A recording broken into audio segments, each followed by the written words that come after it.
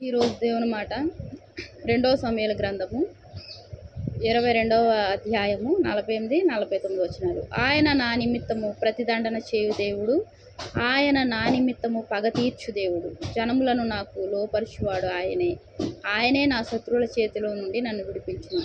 నా మీదికి లేచున్న వారి కంటే ఎత్తుగా నీవు నన్ను హెచ్చించుదువు. బలాత్కారం చేయవారి చేతిలో నుండి నీవు నన్ను విడిపించుదువు. ప్రియమైన దేవుని మాట వింటున్న వాళ్ళారా,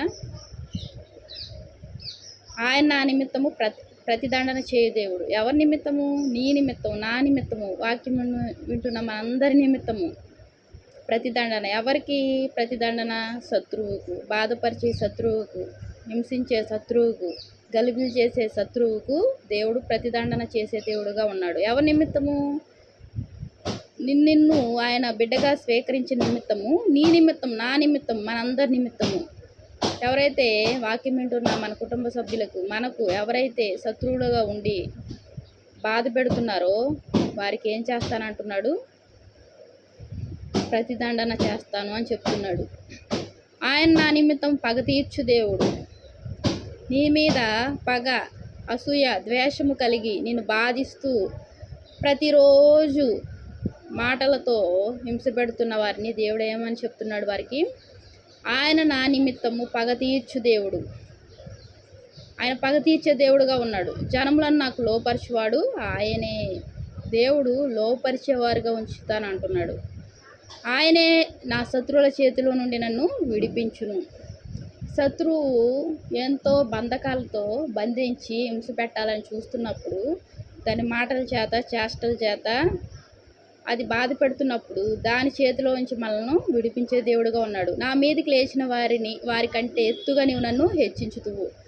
నా మీదికి లేచిన వారికంటే, వారి యొక్క స్థితిగతులను బట్టి, వారి యొక్క పరిస్థితులను బట్టి, వారికి ఉన్న డబ్బును బట్టి, వారికి ఉన్న ఆస్తులను బట్టి, పొలాలను బట్టి వారు అతిశయపడుతూ, దూషిస్తూ, హేళన చేస్తున్న నీ నిమిత్తం దేవుడు చెప్తున్న మాట, శత్రువుకి ఏదైనా ఉండవచ్చు, దానికి ఎంత అయినా ఉండవచ్చు, కానీ ఎవరు లేరు? దేవుడు లేని పరిస్థితి, దేవుని యొక్క ప్రేమ లేని పరిస్థితి. దానికి ఎప్పుడు ఏం కావాలి? పగ పగ పగ పగతో రగిలిపోతూ ఉండే ఆ దురాత్మ దేవుడు ఏం చెప్తున్నాడు? దురాత్మకు, నిన్ను బాధ పెట్టే, హింసించే, మాటలతో గాయపరిచే ఒక శత్రువులకు దేవుడు చెప్తున్న మాట, వారికంటే నిన్ను హెచ్చుగా ఉంచుతాడంట. హెచ్చు అంటే ఏంటి? ఎక్కువ స్థితిలో ఉంచే దేవుడుగా ఉన్నాడు. బలాత్కారం చేయవారి చేతిలో నుండి నీవు నన్ను విడిపించుదువు. బలాత్కారం అంటే ఏంటి? మాటల చేత, వారి యొక్క చేష్టల చేత ఇబ్బంది పెడుతూ, హృదయాన్ని బాధ పెడుతూ, గాయపరుస్తూ ఉన్న వారి విషయమై దేవుడు చెప్తున్న మాట. వారు ఎవరైనప్పటికీ శత్రువుని ఏం చేస్తానంటున్నాడు? నిన్ను వారికంటే ఎక్కువగా హెచ్చిస్తానంటున్నాడు. వారి చేతిలో నుంచి విడిపించే దేవుడుగా ఉన్నాడు. గొప్ప దేవుడు, ప్రేమమూర్తి. ఇంతగా ఆయన వాగ్దానం చేసిన దేవుడు, నమ్మదగిన దేవుడు అని ఈరోజు వాగ్దానం చేస్తున్నాడు. ఏమని చేస్తున్నాడు? నీవు నన్ను హెచ్చించుదువు. నా మీదకి లేచి వారందరికంటే ఎత్తుగా నీవు నన్ను హెచ్చించుదువు. వారేమంటున్నారు? రకరకాల మాటల చేత నిన్ను ఇబ్బంది పెడుతున్నారు, నువ్వు బాధపడుతున్నావు. నీ బాధ, నీ స్థితి, నీ పరిస్థితి దేవుడు చూస్తున్నాడు కాబట్టి ఆయన ప్రేమించి ఈరోజు నీతో మాట్లాడుతున్నాడు. వారి చేతిలో నుంచి విడిపించే దేవుడుగా ఉన్నాడు. పగ తీర్చే దేవుడుగా ఉన్నాడు. ప్రతిదండన చేసే దేవుడుగా ఉన్నాడు. వారిని లోపరిచే దేవుడుగా ఉన్నాడు. ఎవరికి? ఆయనకు. వారు లోపరిచే వరకు, దేవునికి లొంగే వరకు ఆయన వారిని పూర్తిగా ఆయన వశంలో ఉంచుకొని ఏం చేస్తాడు? ప్రతిదండన చేస్తాను అంటున్నాడు. అంత మాత్రమే కాకుండా మన మీద లేచిన వారికంటే ఎక్కువగా ఎత్తైన స్థలంలో ప్రతి విషయంలోనూ ఆత్మీయంగా, శారీరకంగా కూడా ఉన్నత స్థితిలో ఉంచుతాను అంటున్నాడు. వారి చేతిలో నుంచి విడిపిస్తాను అంటున్నాడు.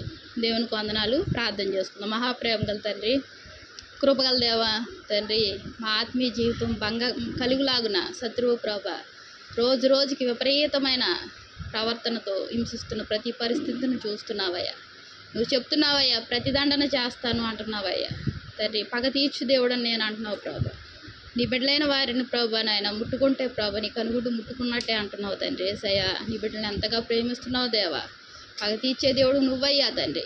తండ్రి నా బాధ మా కష్టాలు వాక్యం వింటున్నా మా అందరి పరిస్థితులను చూస్తున్న దేవా విజయం ఇస్తూ మమ్మల్ని హెచ్చిస్తానంటున్నావయ్యా. నీ కృపను బట్టి వందనాలు చెల్లించుకుంటున్నానయ్యా. శత్రువును ప్రభా నాయన శత్రువు నుంచి విడిపిస్తాను అంటున్నావు ప్రభా. నీకెన్నో వందనాలు స్తోత్రాలయ్యా.